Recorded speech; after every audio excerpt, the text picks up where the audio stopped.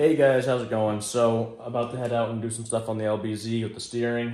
I already did a gearbox, all new power steering lines, upper and lower shafts. And I got a little bit of footage of that, but I can't remember how good it is, so maybe I'll throw it in there. But I gotta go move some vehicles around. I'm gonna do tie rods today on the DURAMAX. I got the upgraded kryptonite ones. And I'm gonna do a steering stabilizer shock. But it should go pretty smooth, but just in case it doesn't, I'm gonna go move the dually and put the DURAMAX in the side of the garage that the dually is on. So if it doesn't go back together, I need that one of those lanes clear for the roofers this coming week. So I'm gonna go move some vehicles around and get started on that front end of the DURAMAX.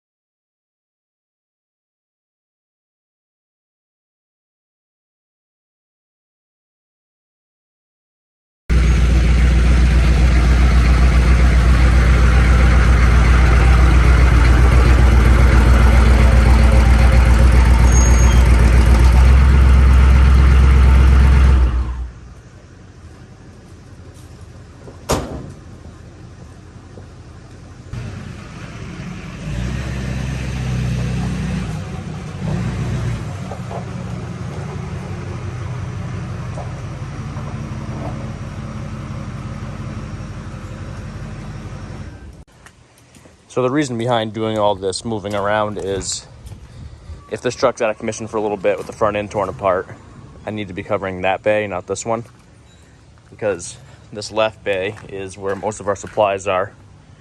And then when the house is all done, this is where she'll be parking her Audi. But for now, most all my tools are over there. So that garage door is messed up. I gotta get it fixed. So if one of these bays gets blocked by a vehicle, it can't move. It's got to be this bay. So yeah, so this truck's here. If it's out of commission, I can still drive this until it snows. So a few things I've got coming up on the LBZ is this paint is trash. As you can see, had big fender flares on it at one time. The paint's just terrible. Scratches everywhere. But to run you through, of course, a little bit of interior stuff to do.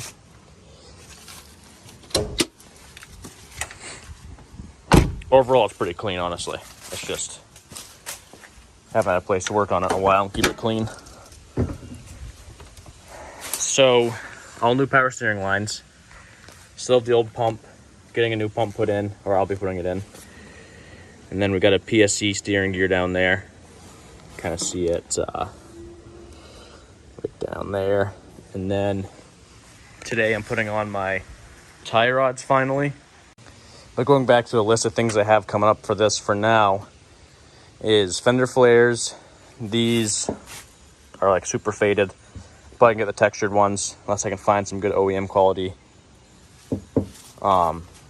smooth ones to get painted. I kind of want some smooth door handles like off a Yukon.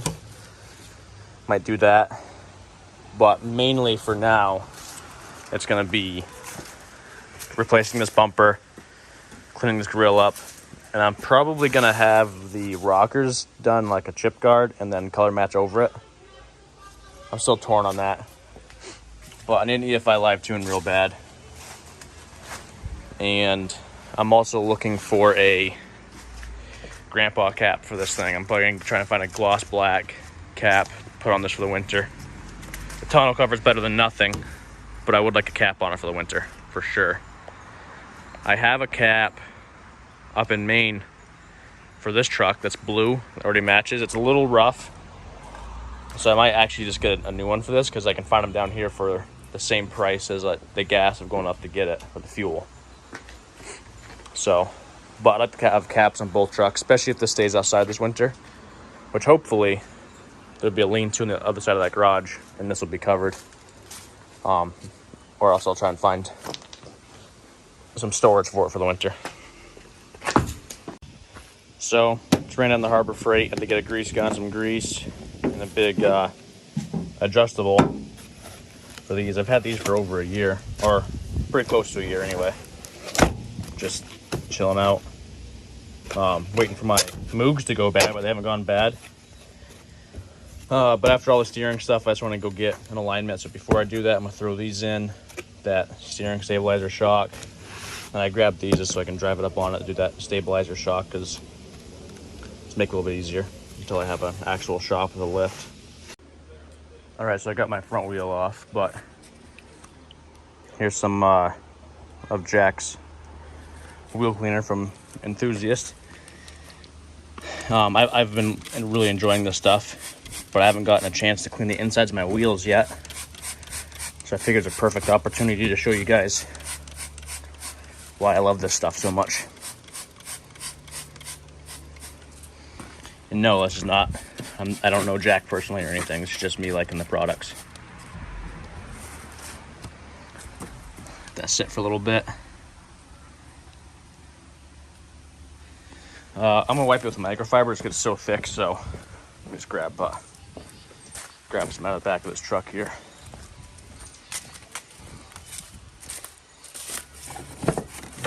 It's a little messy.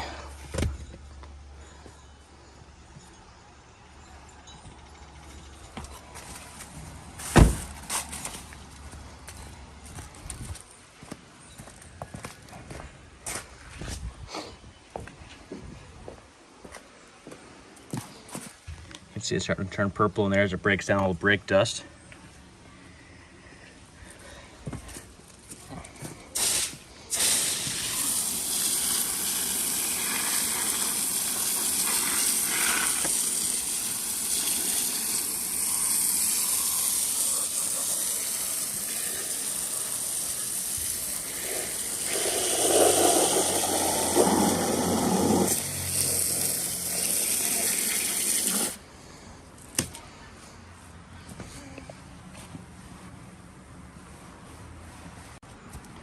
I did this fairly recently, so I don't know how much is actually going to break this stuff down and turn purple here, but it just is a little bit. I'm just here to get it a little bit cleaner than I typically do, or to clean the backside a little bit. But it's not what the content's about today. I'm just taking the time to do this. It does work really well. I'm pretty happy with it. I pick it up probably every other month. This wheel has damage from a lady hitting my front of my truck in New York City. Actually, she pulled off of a off ramp. She bailed out and pulled straight out into me, and her car's a goner. But that's all the damage I received right there. So I'm pretty happy with it. But yeah, so these wheels look a lot better cleaned up. That's for sure. So it was a little bit of a challenge of getting that out. The truck this close to the ground, but everyone that works in their trucks in their yard knows that. So I'm sure there's plenty of videos on this. I actually haven't seen that many people just like straight up putting them side by side. But here's the kryptonite tie rod versus the Moog Problem Solver stock size tie rod. And this is where it bends right in here because there's no strength in here. So kryptonite obviously does is all this threaded area is so much stronger and just bigger in general. But, I mean, everything about it's bigger. I mean, look at the size of those in comparison.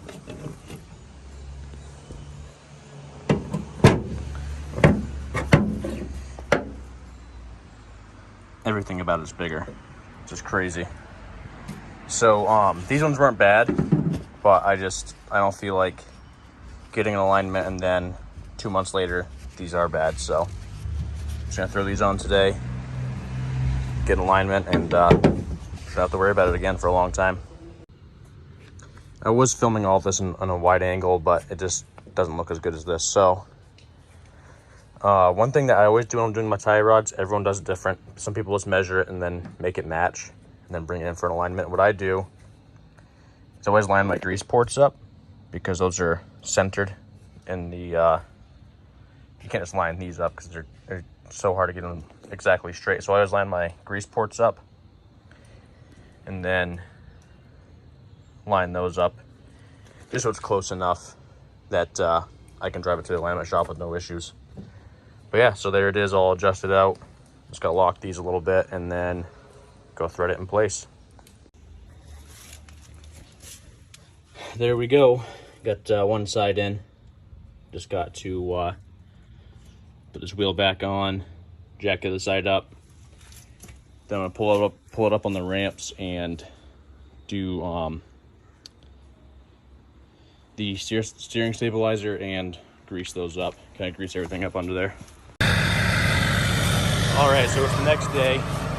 That's not rust. That's just some primer I'm trying out in the fender well. Anyway, next day, decided to wait for some daylight.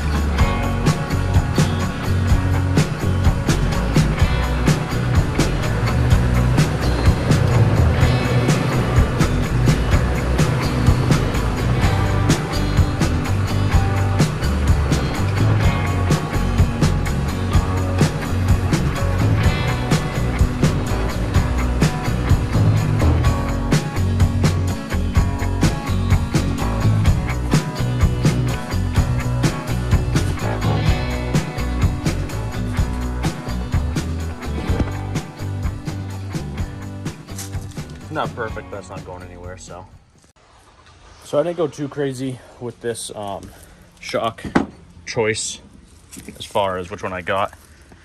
I just got a Monroe stabilizer. I was gonna go with Bilstein or something, but I still don't know if I'm gonna lift this truck. And either way, I'm gonna do Fox or Bilstein shocks all the way around. So I'm just holding off for now. Just got something a little bit cheaper. Honestly though, I think this is like one of the best things you can do to your truck when it gets higher mileage like this. I've got 176 on this. One like overlooked thing is people don't change their stabilizer shocks. It's so easy to do. The bottom bolt is right there on the shock.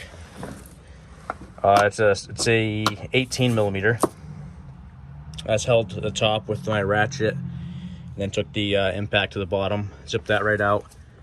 And then this one, you're gonna get messy getting to it, especially if you've had power steering leak in the past like mine. And you just reach up there and zip it out. And it looks like the new one, this existing shock, the bolt is part of one end of the shock. From the new one, looks like you have this bolt kind of like on the front of this truck that goes through the frame. Kind of a two-sided, one end's tapered, one end's straight. Bolt for this that will replace that. But yeah, I'm gonna put my phone down so I can actually work here and show you guys when I get it in. If you guys don't have a nice shop set up yet, kind of like I don't, just go to Harbor Freight and get like simple things like hammers. Gonna need one of these for your shop. I mean, it's a must. Ball joint fork. It's just they're so cheap, and you don't have to worry about losing them or them getting rusty or something because you don't have a proper shop. But it's gonna save me in this case. I think the shock is actually, that tapered end goes into the center link there.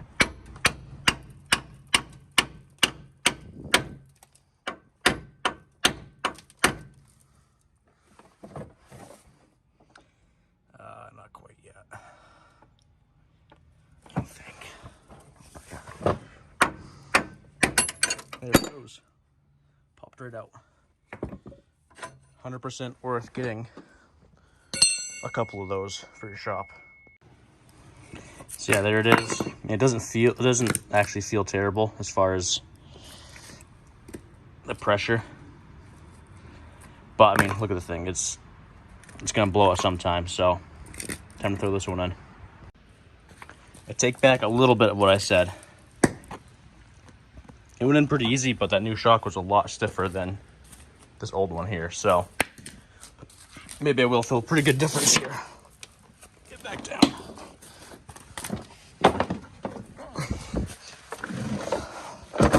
There we go, nice new and shiny. Went in pretty good. It's my new pitman arm from my gearbox change. Yeah, I need a shot pretty bad. This is getting old. And there's the PSC gearbox. Thing's a monster. I'm gonna retorque everything I've done recently and grease everything up. Put my skid plate back on, get this back on the ground. About to finish up the day by getting this old dirty truck cleaned up. But you can see what a good job that wheel cleaner does. These wheels are well over a year old now. And still clean up pretty good. I'm using a tire cleaner on it and pressing. And yeah, just get this thing all cleaned up for now. All right, guys, so that's where I'm gonna wrap this video up. It's all cleaned up. I mean, paint's far from being good, but it's clean enough for now. Dress the tires up a little bit, clean the wheels up. I'm probably gonna try and get one of these wheels, just because this one has damage on it from the lady hitting my passenger side. No body damage, thankfully, last year. And then somehow lost this cap on this wheel. No clue where. So I'm thinking I'm just gonna get a whole new wheel for this. Maybe a wheel and tire, and put this old wheel with that hubcap on this wheel. Put a new tire on it, keep it in the bed somewhere or something, and just have a new wheel with it so that all the tires match. But I think next, hopefully it'll be in by next week, but I'm gonna order a bumper, a new valance down here, paint it up, try my hand at it, and I'm gonna leave this chrome. I might do a black wrap on it just so that I can see what I like, if I like this all blacked out or not. But also let me know what you guys think for headlights. Should I do, I'm gonna steer away from projector headlights because I don't know. I think you have to spend a lot of money on aftermarket projector lenses in order for it to be worth it. So I think I'm gonna do a clear lens with a black backing to the headlight and get rid of all the amber for now, just to kind of clean the look of this truck up. And definitely do the rocket protection before winter. And let me know what you guys think. Should I do regular black paint in the fender wells, or should I do the rock guard in those as well and then paint match over that, or should I just keep it smooth? I'm also gonna have a body guy look at this paint and see if he thinks it's savable for now, or if I should just get it painted in the spring. But yeah, so that's it for now. See you guys in the next video.